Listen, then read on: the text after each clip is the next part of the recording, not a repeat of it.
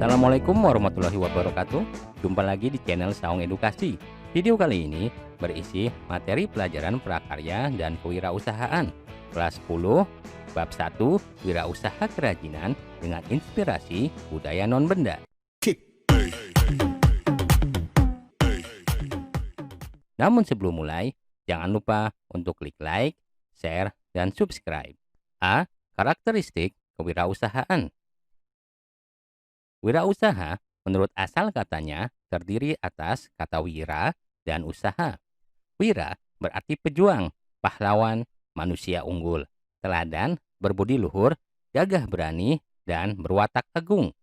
Usaha berarti perbuatan amal, bekerja, berbuat sesuatu. Pengertian wirausaha menurut Kamus Besar Bahasa Indonesia adalah orang yang pandai atau berbakat mengenali produk baru, menentukan cara produksi baru, menyusun kegiatan untuk mengadakan produk baru, mengatur permodalan operasinya, serta memasarkannya. Pelaku wirausaha dikenal juga dengan sebutan wirausahawan atau entrepreneur, adalah seorang yang memiliki kualitas jiwa kepemimpinan dan inovator pemikiran dalam melakukan usaha. Entrepreneur dapat diartikan juga sebagai seseorang yang mampu mewujudkan ide ke dalam sebuah inovasi yang sukses. Kewirausahaan atau entrepreneurship memiliki pengertian yang lebih luas lagi. Kewirausahaan seperti tercantum dalam lampiran keputusan Menteri Koperasi dan Pembinaan Pengusahaan Kecil adalah semangat, sikap, perilaku, dan kemampuan seseorang dalam menangani usaha atau kegiatan yang mengarah pada upaya mencari, menciptakan, serta menerapkan cara kerja, teknologi, dan produk baru dengan meningkatkan efisiensi dalam rangka memberikan pelayanan yang lebih baik dan atau memperoleh keuntungan yang lebih besar. Entrepreneurship adalah sikap dan perilaku yang melibatkan keberanian mengambil resiko, kemampuan berpikir kreatif, dan inovatif. Sifat-sifat seorang wirausahaan adalah seperti berikut. Yang pertama, percaya diri, lalu berorientasikan tugas dan hasil, berani mengambil resiko, memiliki jiwa kepemimpinan, keorisinalitas atau keaslian, berorientasi ke masa depan.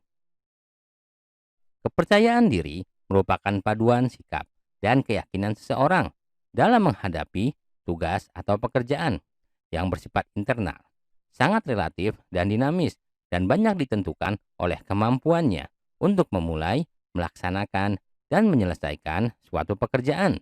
Kepercayaan diri akan mempengaruhi gagasan, karsa, inisiatif, kreativitas, keberanian, ketekunan, semangat kerja, dan kegairahan berkarya.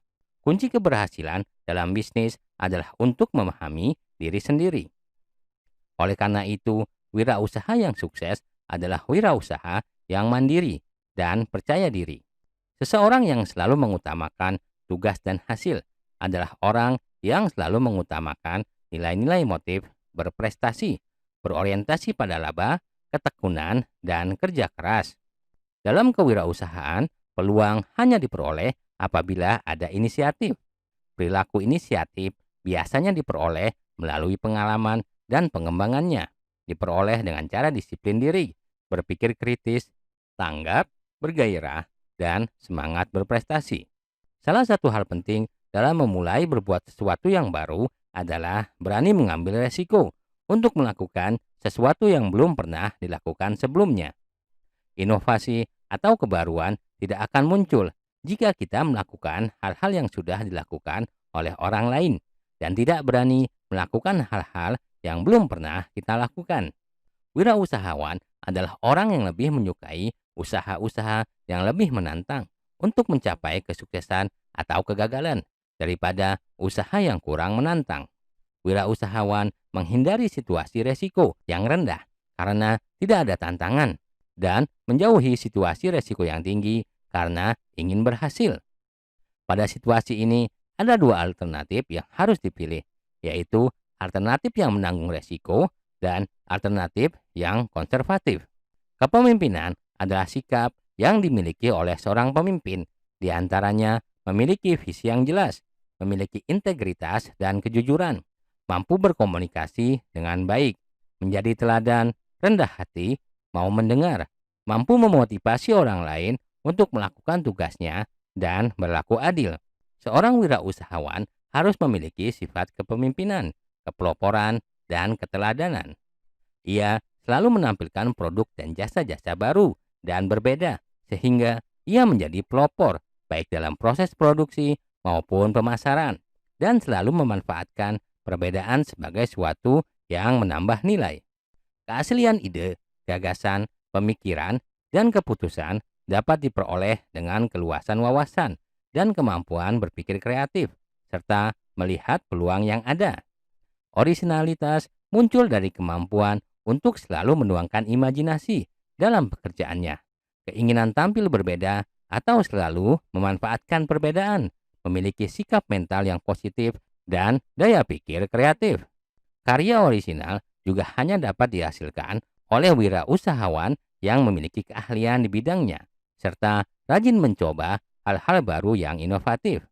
Masa depan memiliki berbagai peluang dan tantangan yang berbeda dengan saat ini. Seorang dengan kewirausahaan berani melihat peluang dan tantangan tidak hanya di saat ini, melainkan juga di masa depan. Salah satu indikator atau tanda seseorang memiliki entrepreneurship atau jiwa kewirausahaan adalah mampu membuat usaha bisnis sendiri. Menjadi wirausahawan, keberhasilan wirausahawan adalah saat usahanya dapat menghasilkan keuntungan atau laba, mampu memperkerjakan banyak orang, memberikan manfaat bagi lingkungan sekitarnya, serta dapat memberikan kontribusi bagi kemajuan bangsa dan negaranya. Faktor penyebab keberhasilan wirausahawan biasanya erat kaitannya dengan hal-hal sebagai berikut. A. Jujur terhadap diri sendiri, jujur terhadap orang lain, dan jujur terhadap tujuan yang akan dicapai. B. Disiplin dan berani berbuat karena memiliki potensi, bakat, pengalaman, dan pengetahuan pada bidang bisnis yang dipilihnya, karena adanya keyakinan atau kepercayaan diri yang kuat, dan karena memiliki fasilitas-fasilitas untuk menunjang kelancaran usahanya yang cukup memadai. C. Dapat melaksanakan prinsip-prinsip manajemen dengan baik. Selain itu, yang menjadi modal utama untuk meraih keberhasilan dipengaruhi oleh hal-hal sebagai berikut. Pola pikir yang mengarah pada sikap dan kemauan untuk sukses. Kepribadian yang kuat untuk sukses. Kecakapan dalam mengelola usaha untuk sukses. Menerapkan manajemen usaha yang baik. Berani menanggung resiko dalam usaha atau bisnis. Secara singkat, keberhasilan usaha atau bisnis wirausahawan dalam mengelola usahanya dapat diidentifikasi pada hal-hal seperti berikut ini, yaitu sikap dan kemampuan serta tindakan-tindakan nyatanya, keberanian untuk berinisiatif, kecakapan dan keahliannya sesuai dengan bidang usahanya, pengalaman dan pendidikan, kegagalan wirausahawan. Beberapa alasan utama kelemahan dalam usaha atau bisnis secara umum dapat diidentifikasikan sebagai berikut. A. Tidak atau jarang mempunyai perencanaan yang tertulis. B. Tidak memiliki pendidikan yang relevan. C. Tidak berorientasi ke masa depan. D. Kurang spesifikasi. E. Jarang mengadakan inovasi. F. Tanpa pembukuan yang teratur. G. Tidak mengadakan analisis pasar. H. Kurang pengetahuan hukum dan peraturan. I. Kurang mempelajari ilmu modern. J. Cepat puas diri. Sedangkan beberapa hal yang dapat menyebabkan kegagalan dalam berwirausaha antara lain sebagai berikut. A. Tidak adanya perencanaan yang matang. B. Bakat yang tidak cocok. C. Kurang pengalaman. D.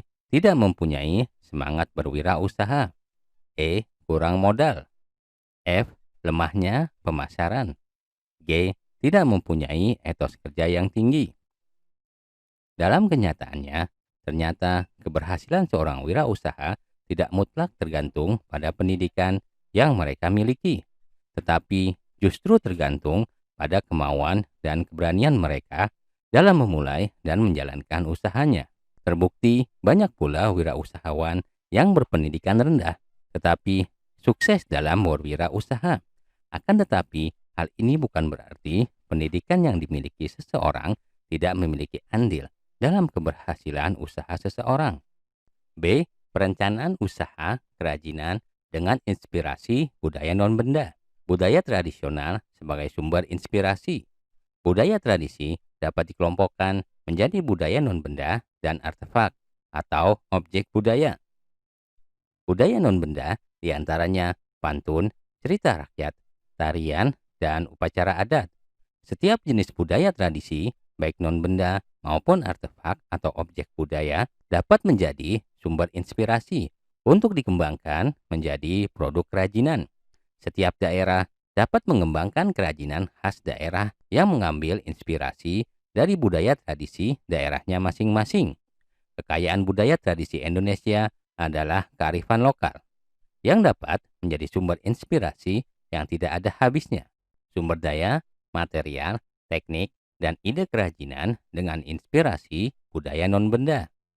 Kegiatan wirausaha didukung oleh ketersediaan sumber daya manusia, material, peralatan, cara kerja, pasar, dan pendanaan. Sumber daya yang dikelola dalam sebuah wirausaha dikenal dengan sebutan 6M, yakni man atau manusia, money atau uang, material atau bahan, mesin atau peralatan, metode atau cara kerja, dan market atau pasar. Wirausaha kerajinan dengan inspirasi budaya non-benda dapat dimulai dengan melihat potensi bahan baku, keterampilan produksi, dan budaya lokal yang ada di daerah setempat. Wirausaha kerajinan dengan inspirasi budaya akan menawarkan karya-karya kerajinan inovatif kepada pasaran. Pasar sasaran dari produk kerajinan ini adalah orang-orang yang menghargai dan mencintai kebudayaan tradisional. Kemampuan mengatur keuangan dalam kegiatan usaha akan menjamin keberlangsungan dan pengembangan usaha. C. Perancangan dan produksi kerajinan dengan inspirasi budaya non-benda. Proses perancangan kerajinan diawali dengan pemilihan sumber inspirasi dan pencarian ide produk kerajinan, pembuatan sketsa ide, pembuatan studi model kerajinan. Dilanjutkan dengan pembuatan petunjuk produksi. Ide kerajinan dengan inspirasi budaya lokal akan dikembangkan menjadi produk kerajinan yang akan diproduksi dan siap dijual. Dengan demikian, produk yang dihasilkan harus memiliki nilai estetik dan inovasi agar diminati pasar. Perancangan kerajinan dengan inspirasi budaya non-benda akan menerjemahkan sesuatu yang abstrak menjadi benda. Misalnya, inspirasi diambil dari sebuah cerita rakyat menjadi sebuah diorama mini yang menggambarkan salah satu adegan dalam cerita rakyat tersebut. Contoh lain adalah mengambil inspirasi dari kepercayaan simbolis burung enggak untuk dibuat menjadi ide untuk tekstil atau busana. Tahap penerjemahan meliputi pemahaman terhadap makna simbol, mencari kata kunci yang dapat menjadi dasar dari pengembangan ide produk, mencari ide-ide fungsi dan bentuk kerajinan. 1. Pencarian ide produk. Ide bisa muncul secara tidak berurutan dan tidak lengkap, tetapi dapat juga muncul secara utuh. Salah satu dari kita bisa saja memiliki ide tentang suatu bentuk unik yang akan dibuat. Ide bentuk tersebut akan menuntut kita untuk memikirkan teknik apa yang tepat digunakan dan produk apa yang tepat untuk bentuk tersebut. Salah satu dari kita juga bisa saja mendapatkan ide atau bayangan tentang sebuah produk yang ingin dibuatnya, material, proses, dan alat yang akan digunakan secara utuh. Untuk memudahkan pencarian ide atau gagasan untuk rancangan kerajinan dengan inspirasi budaya non-benda, mulailah dengan memikirkan hal-hal berikut ini. Pertama, budaya non-benda apa yang akan menjadi inspirasi?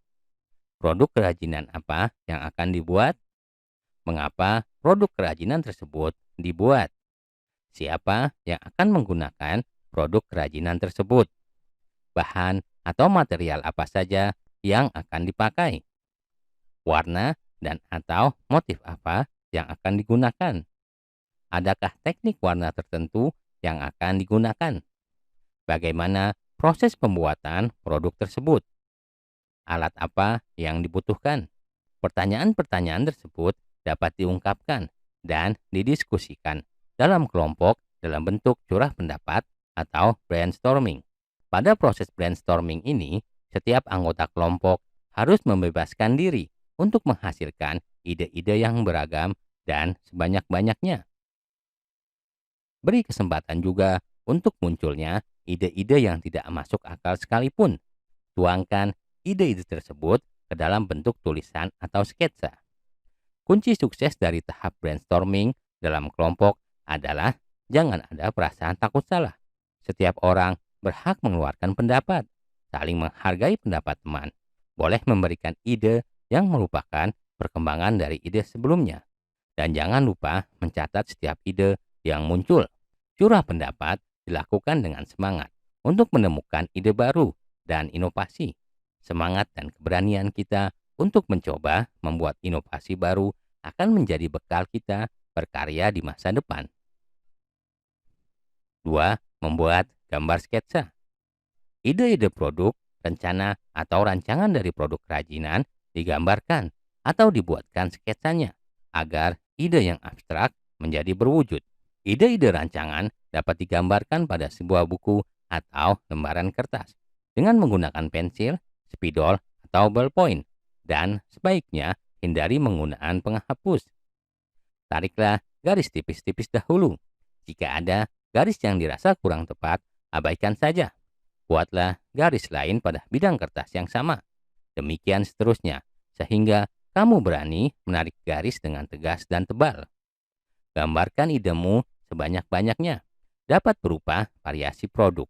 Satu produk yang memiliki fungsi sama, tetapi dengan bentuk yang berbeda. Produk dengan bentuk yang sama, dengan warna dan motif yang berbeda. 3. Pilih ide terbaik. Setelah kamu menghasilkan banyak ide dan menggambarkannya dengan sketsa, mulai pertimbangkan ide mana yang paling baik, menyenangkan, dan memungkinkan untuk dibuat. 4. Prototyping atau membuat studi model. Sketsa ide yang dibuat pada tahap-tahap sebelumnya adalah format 2 dimensi. Artinya, hanya digambarkan pada bidang datar. Kerajinan yang akan dibuat berbentuk 3 dimensi. Maka, studi bentuk selanjutnya dilakukan dalam format 3 dimensi, yaitu dengan studi model. Studi model dapat dilakukan dengan material sebenarnya maupun bukan material sebenarnya. 5. Perencanaan produksi. Tahap selanjutnya adalah membuat perencanaan untuk proses produksi atau proses pembuatan kerajinan tersebut. Prosedur dan langkah-langkah kerja dituliskan secara jelas dan detail agar pelaksanaan produksi dapat dilakukan dengan mudah dan terencana. Produksi kerajinan dengan inspirasi budaya non-benda. Proses produksi kerajinan dengan inspirasi budaya lokal non-benda berdasarkan daya dukung yang dimiliki oleh daerah setempat. Bahan baku, teknik produksi, sumber daya manusia. Kegiatan produksi diawali dengan persiapan produksi. Persiapan produksi dapat berupa pembuatan gambar teknik atau gambar pola. Gambar kerja atau pola akan menjadi patokan untuk kebutuhan pembelian dan persiapan bahan. Tahap selanjutnya adalah pengerjaan. Kerjakan setiap tahap sesuai dengan perencanaan produksi yang sudah dibuat sebelumnya. Tahapan produksi secara umum terbagi atas pembahanan, pembentukan, perakitan, dan finishing. Tahap pembahanan adalah mempersiapkan bahan atau material agar siap dibentuk. Tahapan proses pembahanan dilanjutkan dengan proses pembentukan. Pembentukan bahan baku bergantung pada jenis material, bentuk dasar material, dan bentuk produk yang akan dibuat. Material kertas dibentuk dengan cara dilipat. Kayu, bambu, dan rotan lainnya dapat dibentuk dengan cara dipotong atau dipahat. Pemotongan bahan dibuat sesuai dengan bentuk yang direncanakan. Pemotongan dan pemahatan juga biasanya digunakan untuk membuat sambungan bahan, seperti menyambungkan bilah-bilah papan atau 2 batang bambu. Pembentukan besi dan rotan selain dengan pemotongan dapat menggunakan teknik pembengkokan. Pembentukan besi juga dapat menggunakan teknik las. Logam lempengan dapat dibentuk dengan cara pengatokan. Tahap terakhir adalah finishing. Finishing dilakukan sebagai tahap terakhir sebelum produk tersebut dimasukkan ke dalam kemasan. Finishing dapat berupa penghalusan dan atau pelapisan permukaan. Penghalusan yang dilakukan diantaranya penghalusan permukaan kayu dengan amplas atau menghilangkan lem yang tersisa pada permukaan produk. Finishing dapat juga berupa pelapisan permukaan atau pewarnaan agar produk yang dibuat lebih awet dan lebih menarik. Kelancaran produksi juga ditentukan oleh cara kerja yang memperhatikan K3, kesehatan dan keselamatan kerja. Upaya menjaga kesehatan dan keselamatan kerja bergantung pada bahan, alat, dan proses produksi yang digunakan pada proses produksi. Proses pembahanan dan pembentukan material solid seringkali menghasilkan sisa potongan atau debu yang dapat melukai bagian tubuh pekerjanya.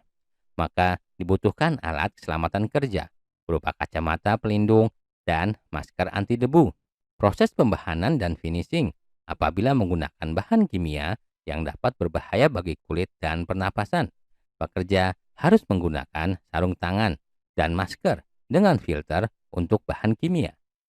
Selain alat keselamatan kerja, hal yang tak kalah penting adalah sikap kerja yang rapi, hati-hati, teliti, dan penuh konsentrasi.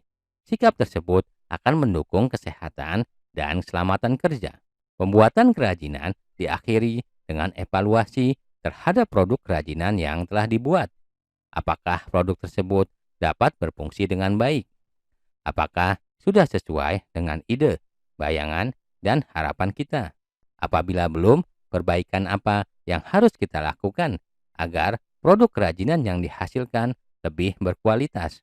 Kemasan kerajinan dengan inspirasi budaya non-benda. Kemasan untuk kerajinan berfungsi untuk melindungi produk dari kerusakan, serta memberikan kemudahan membawa dari tempat produksi hingga sampai ke konsumen. Kemasan juga berfungsi untuk menambah daya tarik dan sebagai identitas atau brand dari produk tersebut. Fungsi kemasan didukung oleh pemilihan material, bentuk, warna, teks, dan grafis yang tepat. Material yang digunakan untuk membuat kemasan beragam, bergantung pada produk yang akan dikemas. Produk yang mudah rusak harus menggunakan kemasan yang memiliki material berstruktur. Pemilihan material juga disesuaikan dengan identitas atau brand dari produk tersebut.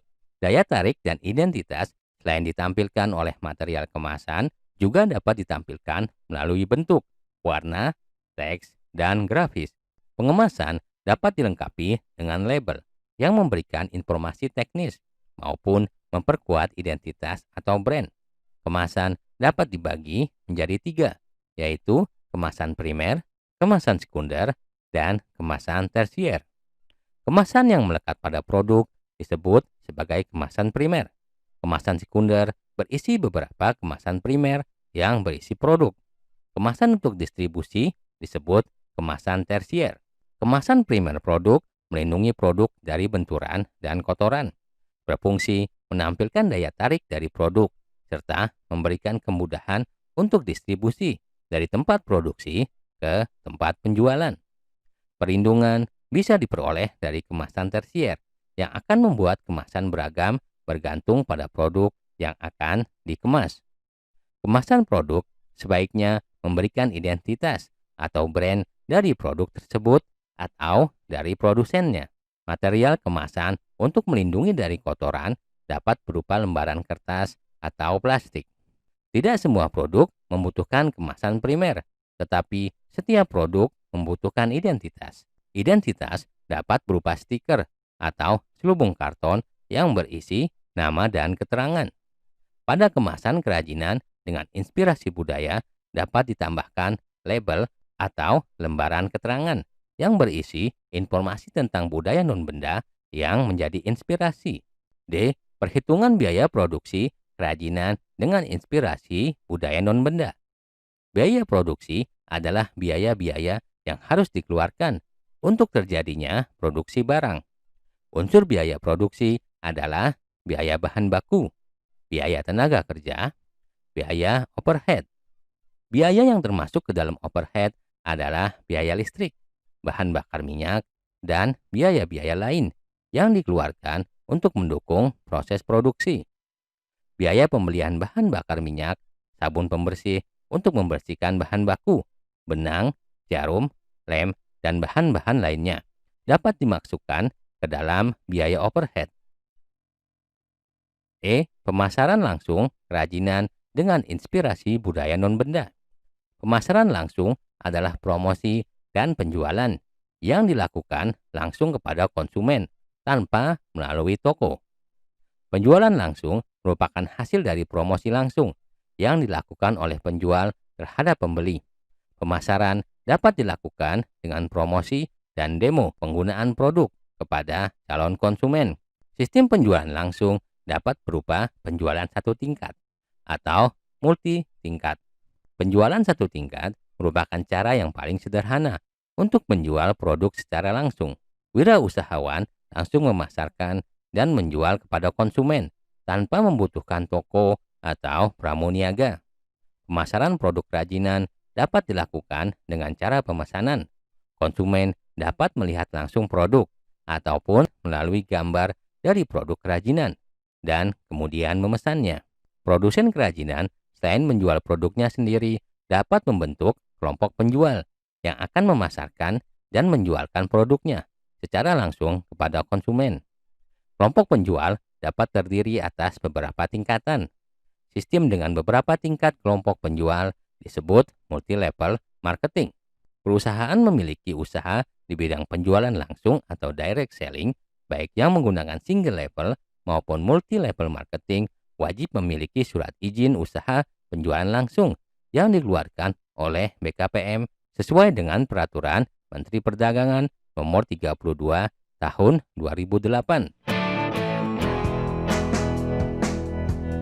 Demikianlah materi pelajaran prakarya dan kewirausahaan bab 1 untuk siswa kelas 10.